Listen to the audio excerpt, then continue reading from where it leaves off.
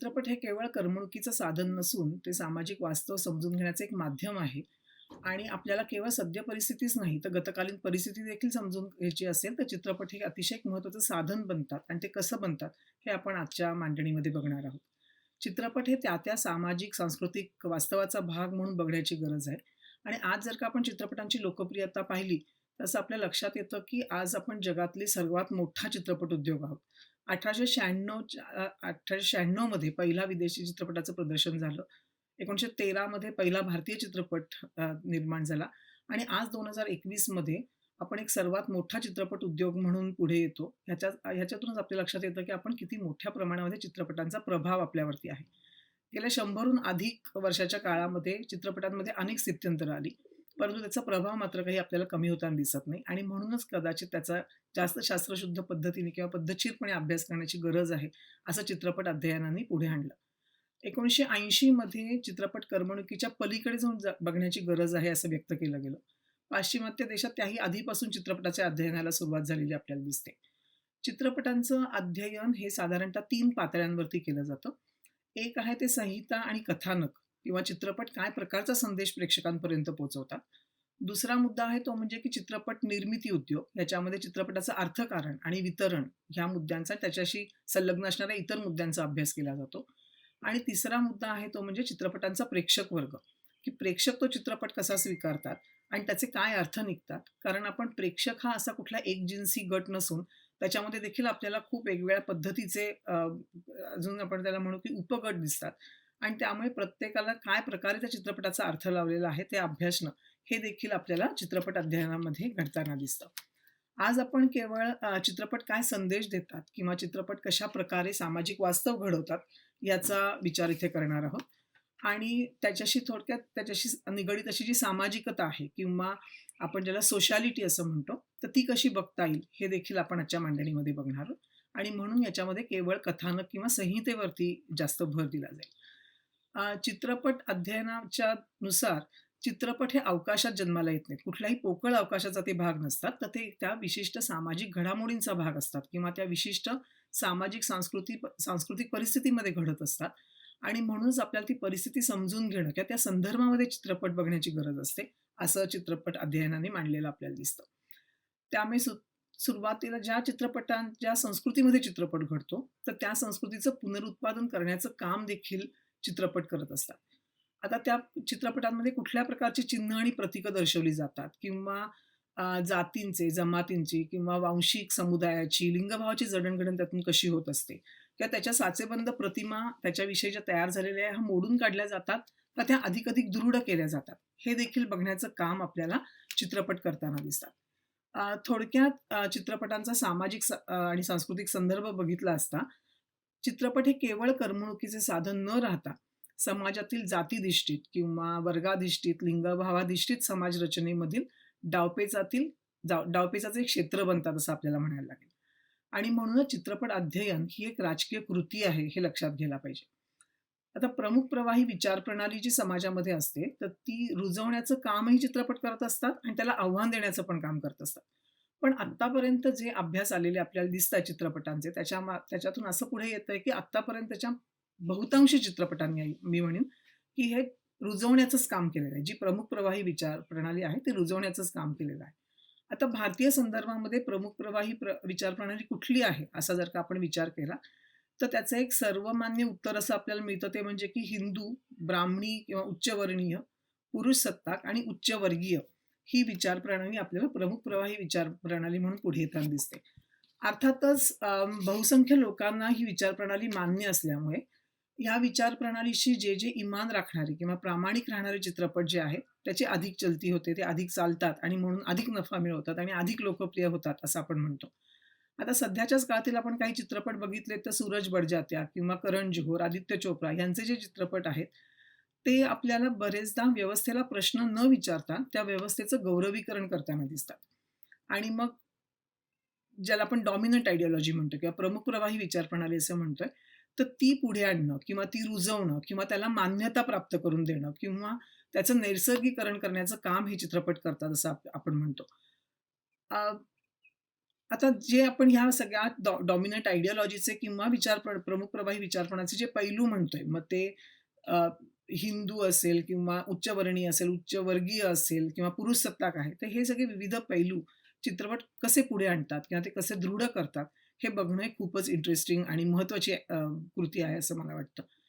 आपण जर का सुरुवातीच्या चित्रपटांचा काळ घेतला, तर आपल्याला सगळ्यांनाच माहिती आहे, की आपण सर्वच चित्रपट प्रेमी आहात आणि त्यामुळे आपल्याला सगळ्यांना याचा अंदाज आहे, की चित्रपट मुळात भारतामध्ये आला, तोच स्वदेशी चळवळीचा भाग म्हणून आला. आणि त्यामुळे सुरुवातीच्या काळामध्ये जेव्हा फाळक्यांनी चित्रपट बनवायला सुरुवात केली आणि त्याच्यानंतर अजून वेगवेगळ्या दिग्दर्शकांनी, निर्मात्यांनी चित्रपट बनवायला सुरुवात केली, त्यावेळेला त्यांचा प्रामुख्याने भर हा पौराणिक कथांवरती होता. जवळ पहिलं दशक चित्रपटांचं भारतामधील हे प्रामुख्याने हिंदू पौराणिक कथांवर आधारित होते. आता मग असा बरेचदा हा प्रश्न विचारला जातो, की ज्यावेळेला फाळक्यांनी यासारखं उत्तर दिलं, की आपल्या परिचित कथांमधून जर का आपण चित्रपट निर्माण केले, तर हे परदेशी माध्यम स्वीकारायला लोकांना मदत होईल. आणि मग हा प्रश्न अनेक विचारवंतांनी विचारला, की जर का परिचित इतिहासामधून आपण फक्त हिंदू पौराणिक कथाच का घेतल्या गेल्या त्यावेळेला? आणि मग कुठेतरी वजाबाकीचं राजकारण करत स्वदेशी is equal to Hindu is equal to भारतीय अशा प्रकारचं एक समीकरण ह्या चित्रपटांनी तयार केलं का? असेही प्रश्न पुढे आले. रवी वासुदेवन हे जे चित्रपटाचे अतिशय महत्त्वाचे अभ्यासक आहेत, त्यांनी हे नेहमीच मांडलेलं आहे, की चित्रपट हा प्रामुख्याने हिंदू होता. आणि मी थोडंसं असं म्हणेन, की आजही चित्रपटाचं स्वरूप जे आहे, ते हिंदू आहे, असं आपल्या लक्षात येतं. आणि त्या दृष्टीने जर का आपण चित्रपटांकडे बघायचं ठरवलं, तर साधारणतः आपल्याला चित्रपट हे लिंगभाव, जात, जमात ह्याचं जडणघडण कसे करतात, हे बघता येतं. आता जर का आपण लिंगभावाच्या संदर्भामध्ये देखील चित्रपट काही आपल्या ज्या धारणा आहेत किंवा ज्या साचेबंद प्रतिमा आहेत, तर त्या कशाप्रकारे त्याची जडणघडण केली जाते किंवा त्या कशा दृढ केल्या जातात, हे जर का आपण बघितलं, तर 1930चं दशक मला खूप महत्त्वाचं वाटतं. कारण एकूणच भारतीय राष्ट्रीय चळवळीमधून देखील आपल्याला दिसत होतं, की 1930 मध्ये भारतीय स्त्रीची एक प्रतिमा तयार केली गेली. जिला सतत आपण पाश्चिमात्य स्त्रीपेक्षा ती काहीतरी वेगळी आहे आणि तरी ती अतिशय सक्षम आहे. अशा प्रकारचा एक विचार त्यातनं पुढे आला होता. आणि या काळातले जर का आपण काही स्त्रीप्रधान चित्रपट पाहिले आणि मी स्वतः व्ही. शांताराम यांचा अभ्यास केलेला असल्या त्यांच्या चित्रपटांचं मी त्यातलं उदाहरण घेईन, की व्ही. शांताराम यांचे कुंकू असेल किंवा माणूस, अमरज्योती, माया मच्छिंद्र हे सगळे चित्रपट आपल्याला दिसतात, की त्या काळामध्ये खूप गाजलेले चित्रपट होते.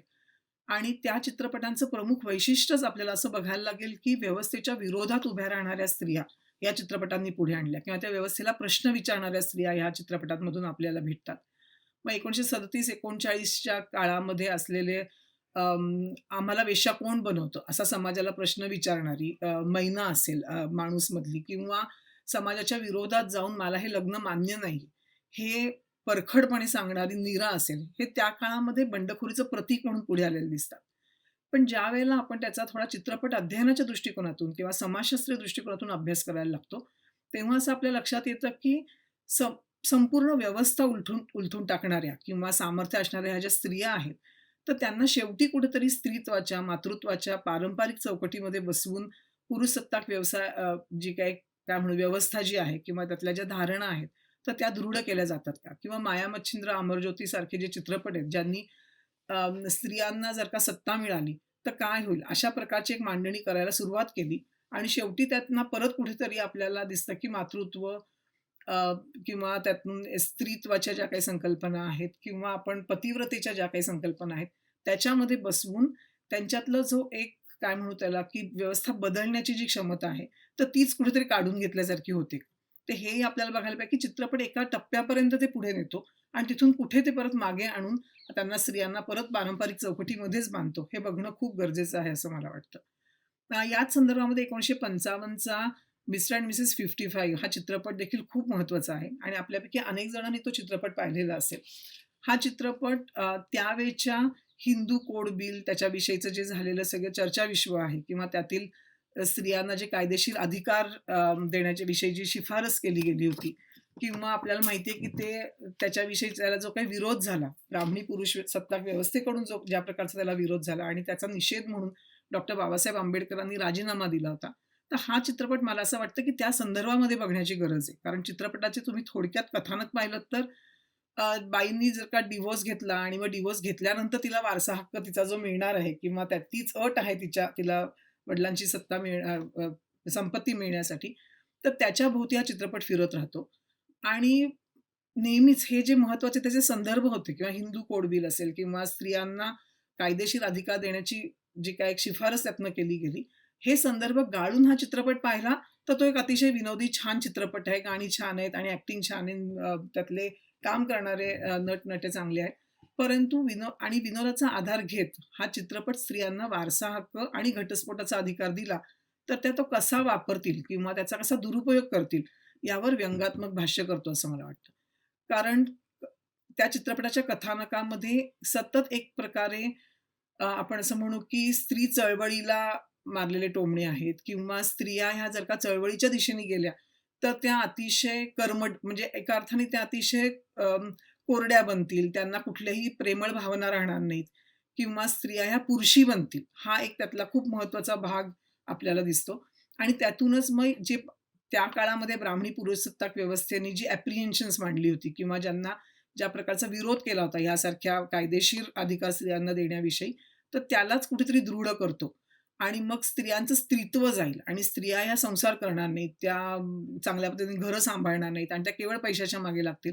अशा प्रकारचं एक यातनं पुढे येतं आणि सगळ्या स्त्री म्हटलं की तिच्यामध्ये काहीतरी कोमल भावना असल्या पाहिजेत आणि त्या कोमल भावनांचा ऱ्हास होईल जर का त्यांना घटस्फोटाचा अधिकार दिला किंवा त्यांना वारसा हक्क आणि संपत्तीचा अधिकार दिला तर. अशा प्रकारची मांडणी आपल्याला इव्हन हा 1955 मधला चित्रपट करताना दिसतो. अगदी अलीकडे 1990 नंतरचे चित्रपट जर का आपण पाहिले, तर त्याच्यामध्ये आपल्याला प्रामुख्याने 3 प्रकारचे चित्रपट दिसतात. एक जे सूरज बडजात्या, करण जोहर यांचे आलेले सगळे कुटुंबप्रधान चित्रपट. दुसरा भाग जो आहे तो दहशतवाद आणि अतिरेकी आणि ह्या संदर्भात आलेले सगळे चित्रपट.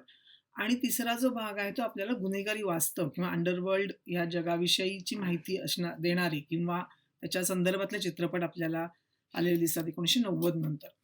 आपण जर का कुटुंबप्रधान चित्रपट बघितले, तर त्याच्यामध्ये आपल्याला असं वाटतं, की एक जातीविरहित, वर्गविरहित असं एक सामाजिक वास्तव या चित्रपटांनी पुढे आणलं. या चित्रपटांमध्ये एकाच वर्गाचे वास्तव दाखवलं गेलं आणि जातींची उल्लेख नसणं किंवा त्याच्याविषयी न बोलणं किंवा त्यांना उच्चवर्णीयांच्या जातीचाच भाग म्हणून त्याचा भाग बनवून टाकणं आणि त्यांची ती ओळख मिटवून टाकणं, हे देखील या चित्रपटांमधून घडतं आणि त्याची आपण थोडीशी एक जास्त सीरियस दखल घेतली पाहिजे असं मला वाटतं. आपण जर का हम आपके है कौन सारखा जो अतिशय लोकप्रिय चित्रपट होता आणि जो अनेकांनी त्याला एक खूप अतिशय लाईट आणि कुटुंबप्रधान आणि कुटुंबाबरोबर बघता येईल असा, कुठेही ऑकवर्ड न होणारा असा चित्रपट त्याला म्हणून खूप गौरवलं पण गेलं. परंतु जर का त्यातील लक्ष्मीकांत बेर्डे यांनी जी भूमिका केली होती घरामधील नोकराची, तर त्याला त्याचं एक वेगळं अस्तित्व टिकू न देता तो त्याच घराचा भाग आहे, हा माझा एक तिसरा मुलगा आहे, अशी त्याची ओळख करून त्यांचं अस्तित्वच त्याचं मिटवून टाकणं किंवा त्यांच्या वास्तवाचंच अस्तित्व मिटवून टाकणं, हा देखील एक खूप मोठा त्यातला भाग आहे आणि त्याच्याविषयी आपण त्याच्याकडे सिरियसली बघितलं पाहिजे असं मला वाटतं. अनेक विचारवंतांनी 1990 नंतरच्या चित्रपटांना असं म्हटलं गेलं, की एक आपल्याला पोस्ट मॉडर्न टर्न चित्रपट घेताना दिसतात किंवा ज्याला आपण उत्तर आधुनिकतावादी चित्रपट असं म्हणू, की ज्याच्यामध्ये कुठल्याही वास्तवाचा उल्लेख न घेणं, एक आभासात्मक जग त्यातनं निर्माण करणं आणि त्या जगाचंच एक सेलिब्रेशन करणं. यासारखा भाग आपल्याला किंवा बी हॅपी डोंट वरी हा जो एक मंत्र 1990 नंतर आपल्या अनेकांनी अनुभवला, तर त्याचा एक भाग म्हणून आपल्याला हे चित्रपट येताना दिसतात. आणि जमातींना अधिकाधिक साचेबंद प्रतिमेमध्ये बसवणं किंवा त्याचं नैसर्गिकरण करणं, हे देखील ह्या चित्रपटाने अतिशय छुप्या पद्धतीने केलं. बरेचदा आपल्याला डायरेक्ट असं जाणवत नाही किंवा हे कुठल्या कम्युनिटीविषयी बोलतायत किंवा जमातीविषयी बोलतायत, हे लक्षात येत नाही. परंतु आपल्याला असं लक्षात येतं, की डेफिनेटली कळत-नकळत त्या चित्रपटांनी आपल्याला एक आपण म्हणू, की विशिष्ट प्रकारे जमातींना दाखवणं किंवा विशिष्ट प्रकारे काही धार्मिक गटांना दाखवणं आणि परत मी हम आपके है कौनचंच उदाहरण घेईन, ज्याच्यामध्ये आपल्याला दिसतं, की इसेन्शियलायझिंग कम्युनिटी ज्याला आपण म्हणतो, की तुम्ही सतीश शहा आणि त्याची बायको हे जर का कॅरेक्टर त्या चित्रपटामधलं तुमच्या लक्षात असेल, तर आपल्या लक्षात येतं, की त्यांनी त्यांचे कपडे, त्यांनी सतत उर्दू शेरो-शायरी म्हणत राहणं किंवा पान खाणं किंवा त्यांच्या बायकोनी एक डॉक्टर असून सुद्धा ऑपरेशन थिएटरमध्ये तो विशिष्ट मुस्लिम ड्रेस घालून, शरारा ड्रेस घालून, मोठी कानातली घालून जाणं, जे आपण खरं तर कुठल्याही हॉस्पिटलमध्ये बघत नाही. पण मुस्लिम व्यक्तीला एका विशिष्ट पद्धतीने दाखवणं किंवा तिला एका विशिष्ट पद्धतीनेच तिचं चित्रीकरण करणं, हा आपल्याला इथे विचार करायला लावणारी ही गोष्ट आहे, की कशा पद्धतीने ही इसेन्शियलायझिंग आपण करतो किंवा कशा पद्धतीने ज्या प्रतिमा ऑलरेडी समाजामध्ये दृढ आहेत, त्याचं नैसर्गीकरण केलं जातं आणि ते मी म्हटलं जसं की अतिशय छुप्या पद्धतीने केलं जातं. कदाचित आपल्याला त्याला ते दिसत पण नाही.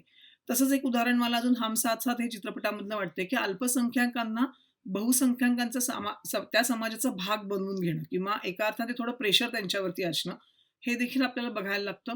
आणि त्यातले जे एक शक्ती कपूरनी केलेलं कॅरेक्टर आहे, तर त्याच्यामध्ये आपल्या लक्षात येतं, की त्या अनवरचं कॅरेक्टर हे त्यांनी त्या घराचाच एक तो भाग आहे. त्याला स्वतःचं असं वेगळं अस्तित्व दिलेलंच नाहीये कुठे. तर ह्या गोष्टी देखील त्याचा विचार झाला पाहिजे. नाहीतर मग एका अर्थाने आपण म्हटलं असतं, की त्या साचेबंद प्रतिमा घडवत जाणं आणि त्याचं अधिक दृढीकरण करत जाणं, हे चित्रपट खूप लीलया करतात आणि त्याचा विचार आपण ह्याच्यामध्ये केला पाहिजे. जे आपल्याला पारसी समाजाच्या बाबतीमध्ये देखील दिसतं, की त्यांना एका विशिष्ट कॉमेडी पद्धतीने दाखवणं किंवा त्यांच्यावरती जोक्स करणं, त्यांची एक विशिष्ट भाषा त्यांना एका विशिष्ट पद्धतीने बोलायला लावणं. तर हे देखील मुद्दे महत्त्वाचे असतात, ज्यावेळेला आपण एखाद्या चित्रपटाचं अध्ययन करत असतो त्यावेळेला. याच दरम्यान ह्याच काळामध्ये दुसऱ्या प्रकारचे जे चित्रपट आले ते दहशतवादावरती आधारित चित्रपट आले. 1990 नंतर रोजा चित्रपटापासून ह्याला सुरुवात झाली आणि आपल्या सगळ्यांनाच माहिती आहे, की रोजा किती मोठ्या प्रमाणावरती लोकप्रिय झाला होता. साऊथमधनं येणारे काही चित्रपट असे होते, जे हिंदीमध्ये येऊन इतक्या मोठ्या प्रमाणात ते लोकप्रिय झाले आणि त्याला पुढे नॅशनल इंटिग्रेशन अवॉर्ड पण दिलं गेलं. तर त्यावेळेला तेजस्विनी निरंजना यांनी हा प्रश्न विचारला होता, की इंटिग्रेटिंग व्हूज नेशन? म्हणजे तुम्ही कुठल्या प्रकारच्या देशाचं एकात्मीकरण झालंय, असं ह्या चित्रपटामार्फत मानता. कारण आपण जर का हा चित्रपट पाहिला, तर त्यावेळच्या संदर्भामध्ये आपल्याला तो बघायला लागेल आणि त्यावेळेला आलेले मंडल आयोग किंवा त्याला झालेला उच्चवर्णीयांचा विरोध आणि मग ह्या संदर्भामध्ये जेव्हा आपण हा चित्रपट बघायला लागतो, तेव्हा आपल्याला त्याच्यामधल्या खूप गोष्टी खटकायला लागतात. उदाहरणार्थ आपण म्हणतो, की ते धार्मिक विरुद्ध सेक्युलर किंवा मेरिट हा जो मुद्दा मंडल विरोधी गटांनी पुढे आणलेला होता, त्याचा संदर्भ इथे मला वाटतं खूप महत्त्वाचा आहे. कारण एका बाजूला तिरंग्यासाठी स्वतःचा जीव धोक्यात घालणारा ऋषी हा त्या चित्रपटाचा हिरो आणि 5 वेळा नमाज पढणारा लियाकत अली. हां, ह्याच्यामधले ह्यांना दोघांना एकमेकाच्या विरोधातच उभं करून लियाकत अली आणि मग पर्यायाने पूर्णच मुस्लिम समाज हा धर्मांध त्याला ठरवलं जातं आणि मग एक साचेबंद प्रतिमा जी आहेच आधी, तर ती अधिक दृढ केली जाते आणि ह्या सगळ्या प्रश्नांकडे आपण अधिक थोडं सजगपणे बघितलं पाहिजे, असं मला वाटतं. कारण जेव्हा आपण चित्रपटांकडे केवळ जसं म्हणतो, की करमणूक म्हणून न बघता आपल्याला चित्रपट काय प्रकारच्या भूमिका मांडतात किंवा चित्रपट काय प्रकारची विचारप्रणाली पुढे आणतं किंवा काय प्रकारच्या प्रतिमांना खतपाणी घालतं, हे देखील आपण बघण्याची आपली जबाबदारी आहे. सध्या मात्र मी असं म्हणेन, की त्या अर्थाने चित्र हे खूप जास्त सकारात्मक आपल्याला दिसतंय आणि त्याच्यामध्ये मल्टिप्लेक्स यांनी खूप मोठ्या प्रमाणावरती रोल प्ले केलाय. कारण त्या मल्टिप्लेक्सच्याच काळामध्ये आणि मल्टिप्लेक्सचं एकूण आर्थिक मॉडेल जर का आपण पाहिलं, तर ते छोट्या स्मॉल बजेट चित्रपटांसाठी किंवा प्रायोगिक चित्रपटांसाठी अतिशय पूरक आहे असं आपल्या लक्षात येतं. अर्थात त्याच्यावरती आपण आज फार बोलू शकत नाही.